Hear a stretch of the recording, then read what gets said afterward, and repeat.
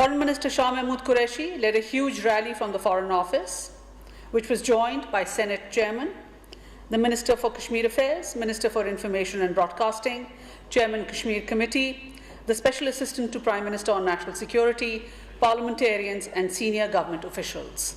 President of Pakistan, Dr. Arif Alvi, addressed the rally and expressed in unequivocal terms the solidarity of the Pakistani nation with the Kashmir cause and our abiding commitment to the people of the Indian illegally occupied Jammu and Kashmir. Prime Minister Imran Khan addressed the Assembly of Azad Jammu and Kashmir in Muzaffarabad and expressed solidarity with the innocent Kashmiri people on Yawm-e-Istihsal. The Prime Minister also announced that eminent Hurriyat leader Sayyid Ali Shah Gilani would be conferred with Nishan-e-Pakistan on 14th August for his bravery and his continued struggle for the Jammu and Kashmir cause. In his message, that the international community must do more and back its words with concrete action for the innocent Kashmiri people who have been subjected to arbitrary arrests, detentions, torture, corporal punishment, extrajudicial killings, digital lockdown, and a military siege in the occupied Jammu and Kashmir. For a large part of the global population to continue to have faith in international justice, it is imperative that India is held accountable for its unconscionable actions since 5th August 2019. Yesterday, on Pakistan's request, the UN Security Council, in its meeting, discussed the situation of Jammu and Kashmir for the third time in 1 year. The Security Council reaffirmed the validity of its resolutions that the final disposition of the Jammu and Kashmir dispute will be made through a free, fair, and impartial plebiscite under the auspices of the United Nations. The UN Secretariat and UNMOGIP representatives briefed the Council members on the current situation in the occupied Jammu and Kashmir and confirmed that the overall situation remains tense. Human rights concerns were also expressed, particularly with regard to India's continued oppression, as well as its attempts to change the demography of the Indian occupied Jammu and Kashmir. The need to strengthen UNMOGIP, which is facing challenges due to India's non-cooperation, was also underscored. We are grateful to all the members of the Security Council, and especially China, for their support in organizing the meeting in UNSC.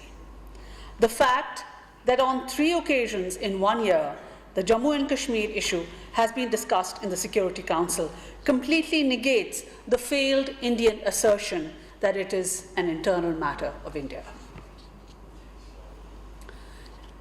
On Yawm-e-Istihsal yesterday, voices in support of the Kashmiri people rang across the globe, marking 1 year of the illegal action by India and the continued brutalization and disenfranchisement of the Kashmiri people. China, in its statement, underscored that Jammu and Kashmir is a dispute left over from history between Pakistan and India, and that was an objective fact established by the UN. The UN Security Council resolutions and bilateral agreements between Pakistan and India. Any unilateral change to the status quo is illegal and invalid, unquote. Turkey also reiterated that the dispute of Jammu and Kashmir should be resolved through dialogue within the framework of the UN Charter and the relevant UN Security Council resolutions.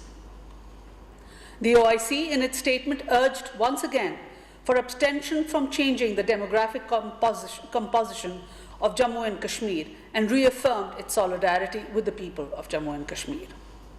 OIC Human Rights Commission, in its statement yesterday, strongly condemned the year-long inhuman security and communications blockade by the Indian security forces and called upon India to ensure the protection of the human rights and fundamental freedoms of the Kashmiri people.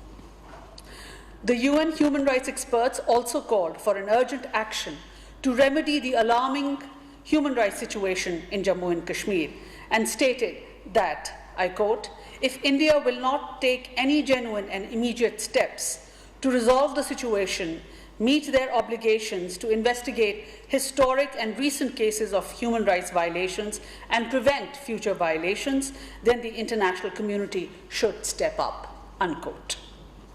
The Human Rights Watch, in its statement yesterday, also underlined that India's unwarranted restraints on the right to free speech, access to information, healthcare and education, which have been intensified by the COVID-19 pandemic.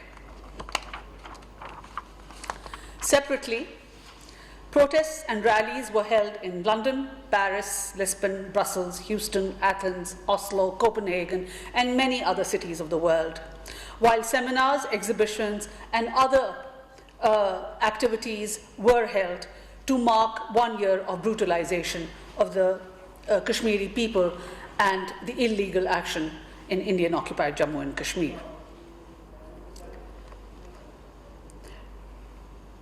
Also, in addition to these human rights violations and abuses meted out to Kashmiri men, women, and children as a result of the continued oppression by the Indian security forces, was the subject of scores of articles and op-eds in the international media across the world. On 4th August, Pakistan issued a political map depicting our long-standing and consistent position on Jammu and Kashmir, anchored in the Security Council resolutions and stipulating that the accession of the state will be through a UN-supervised plebiscite. Pakistan's political map firmly rejects the political map issued by India after 5th August 2019 that made false territorial claims, including on Azad Jammu and Kashmir and Gilgit-Baltistan. Pakistan has categorically rejected the statement made by the Indian Ministry of External Affairs on Pakistan's political map.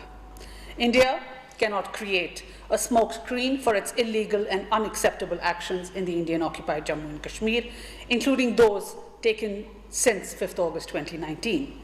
It is preposterous for a country that is compulsively expansionist and a brazen practitioner of state terrorism to level charges against others. Pakistan has also once again reiterated its strong condemnation of the construction of the Ram Mandir on the site where the historic Babri Masjid stood for over 500 years.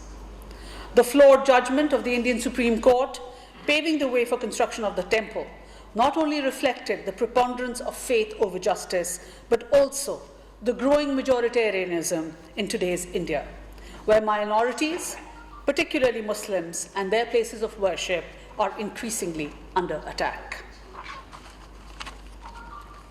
Separately, the government of Pakistan and the people of Pakistan extend our deep condolences to the government and people of Lebanon over the loss of precious lives in the explosion that took place in Beirut the day before. And we pray for the innocent lives lost in the blast and for a speedy and full recovery of those injured.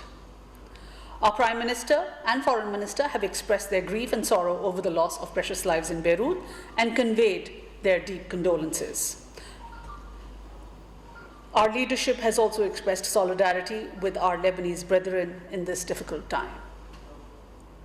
During this explosion, a Pakistani family living near the port of Beirut was also severely affected and injured, and a teenage boy in the family also expired. His father and sister are also in critical condition. Another Pakistani family, we have been informed, is also affected. However, they have been accommodated in hotel as their apartment was demolished due to the explosion. The Pakistan Embassy in Beirut has quickly responded to the situation and reached out to the families affected. We have shared the emergency contact numbers of our mission in Beirut on our official Twitter handle also, and any Pakistanis who are known to be in the area and are in need of assistance from the mission are requested to kindly reach out and make contact so that assistance can be provided to them. I thank you. We will take some questions and answers now. तर्जुमान दफ्तर खारिजा आयशा फारूकी इस्लामाबाद में media briefing दे रही हैं। उन्होंने कहा कि कल कश्मीरियों से इजहार यकजहती के लिए यौम इस्तेसाल मनाया गया। कश्मीर में